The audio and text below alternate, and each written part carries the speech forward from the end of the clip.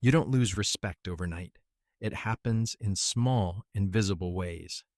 Every time you over explain, chase approval, or react emotionally, you teach people to treat you with less respect.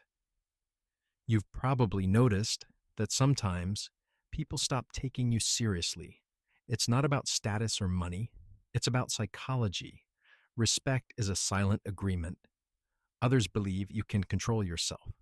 Lose control, and you lose power. The psychology of respect.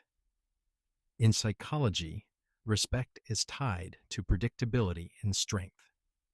People respect those who are calm, consistent, and self disciplined.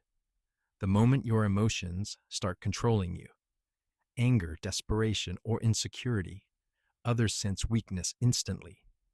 They might not say it, but they feel it. Hidden habits that kill respect. One, over explaining yourself. The more you justify, the more it seems like you did something wrong. Confident people don't explain, they act. Two, reacting emotionally. When someone insults or ignores you, silence is stronger than reaction. In psychology, silence equals control. Reacting too fast shows they've entered your mind. Three, seeking approval. The fastest way to lose respect is to chase validation. When you need someone's approval, you give them psychological power over you. How to rebuild respect. The moment you stop explaining, reacting, and pleasing, people notice. They may not say it, but they feel your shift. You become calm, direct, and emotionally independent. That's real strength. The goal is not to be liked. The goal is to be respected quietly. Respect starts with self-respect.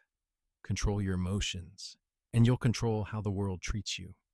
If you found this useful, subscribe for more videos on psychology, mindset, and human behavior.